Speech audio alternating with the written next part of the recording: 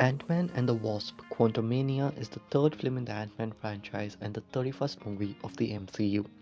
As the MCU has set our expectations with previous trilogy enders like Captain America Civil War, Spider-Man No Way Home, we expected Quantumania to be a movie that brings a satisfying end to the character arcs explored in the franchise, and in line with a common thread in all trilogy enders, the loss of something important.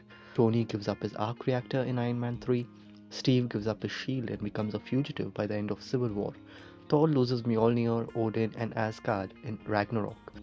Peter loses his identity in No Way Home. These are all big changes that affect the story, so the question was also what will Scott lose in Quantumania? Spoiler alert, nothing. And that doesn't make the movie bad. The Rotten Tomato score is definitely not indicative of the actual film either. It's not that bad. So let's discuss. You're listening to Elton Talks. I'm your host Elton, and in this episode, we are going to be talking about Ant-Man and the Wasp: Quantumania. Starting off with the positives, Janet and Kang's flashback was too good, probably the best part of the movie. Janet was the best character in the whole movie, followed by Kang. He has great potential. Hope in the new Wasp suit had some great visually interesting action scenes. What if episode 3 showed us the potential of Pym Tech and it's yet to be used in a mind blowing way in live action? The Storm of Possibilities was a great concept. We'll be happy to see it come back in a future movie as a plot device. Small hero with bigger stakes. It was great to have the low stakes of the Ant-Man franchise amidst all the world-ending stakes of other movies. Quantumania with its trailers hinted at a change of stakes with the multiverse saga's big bad Kang being the antagonist. I really thought it could work, but I agree with other reviews that Quantumania lost what made the Ant-Man franchise so special. The movie was more focused on setting up Kang than closing out Scott's arc in his own trilogy. It feels like an episode of TV where they suddenly decided that it's time to introduce our villain, and just to show how important he is, let's add some characters. That's not how the MCU movies used to feel. Remember the moment Thanos recognized Tony in the Battle of Titan? That was a brilliant subversion of expectations in between a fight, and gave a layer of character to Thanos. He kept track of his enemies and remembered their potential. That's what makes the stab later on more personal. Kang could have had the same. A single mention of Kang knowing Scott and what he brings to the table would have helped with the story and be in line with the quantum telescope thing that Cassie built suddenly turning on and pulling in the group. Apart from the Janet connection, this knowledge of Kang would make the story more personal. His flex of "Have I killed you before?" could have still been kept for dramatic effect, but his knowledge of who Scott exactly is and his weakness being Cassie, it writes itself. Let's talk about the elephant in the room, MODOK. I'm sure no one was dying to see MODOK in the MCU, but he's in the movie, and I don't mind Darren Cross being turned into MODOK after his fight with Scott in the first Ant-Man. I think it's a cool idea. I like the deadly nature when the guns came out and the spinning discs gave me a feel of the character, but they could have done much better with him. Ironically, a mechanized organism designed only for killing didn't kill an important character in the movie. Ant-Man and the Wasp: Ragnarok. When the quantum civilization was introduced, I thought it was a bad idea to introduce this concept, but went along with it.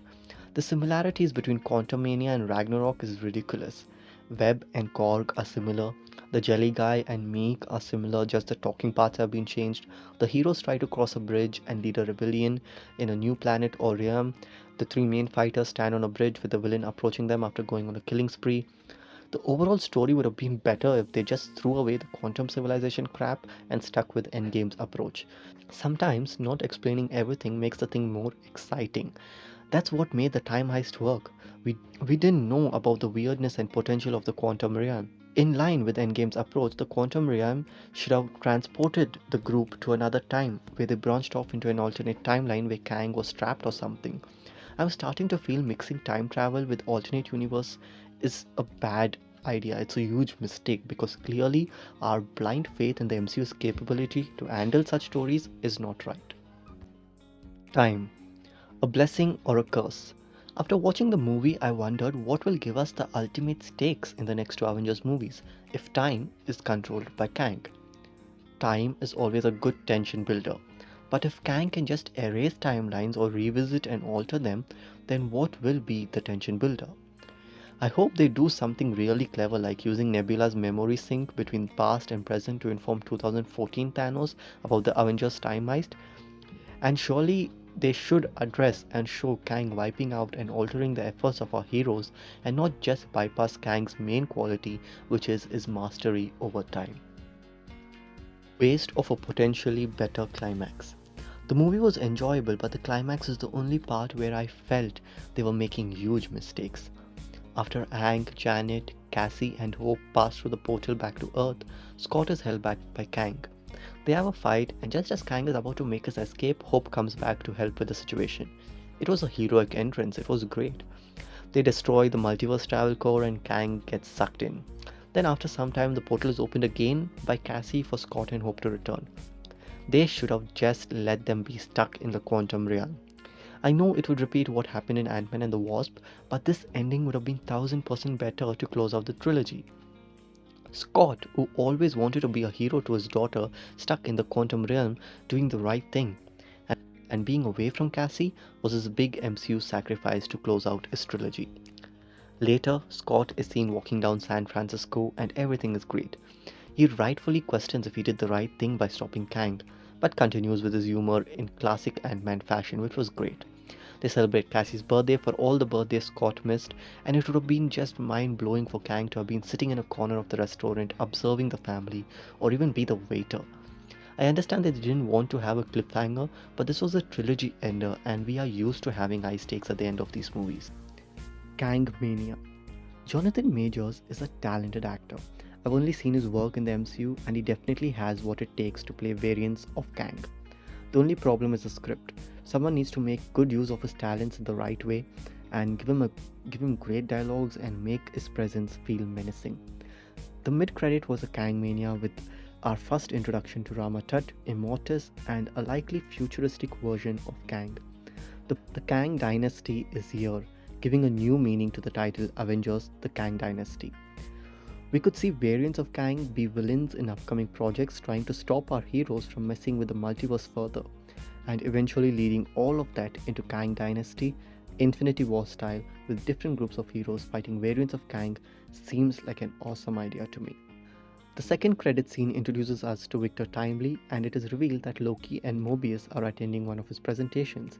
It's just a tease for Loki Season 2, but I can't help but think of how important Loki, the show, and the character have become for the MCU. And I'm excited for another version of Kang, hoping he's not killed off. So, in conclusion, Quantumania is an enjoyable movie, but it's not a worthy third Ant-Man film. It does justice to Kang, but at the same time, it doesn't do justice to Kang. So there are a lot of positives and negatives in this movie, but yeah, I think it's a movie that exists now, and it's the start of Phase 5. Hope, just hope that the MCU is able to just bring down the number of projects, increase the quality, be it the story, VFX, whatever, and we are able to get back to the similar type of stories we had in Phase 3 with Infinity War, Endgame, and all the stories leading up to that. So yeah, so that was my review of Ant-Man and the Wasp: Quantumania. Let me know your thoughts in the comments down below. Don't forget to like, share, and subscribe. I'll see you in the next episode. Until then, love you 3000.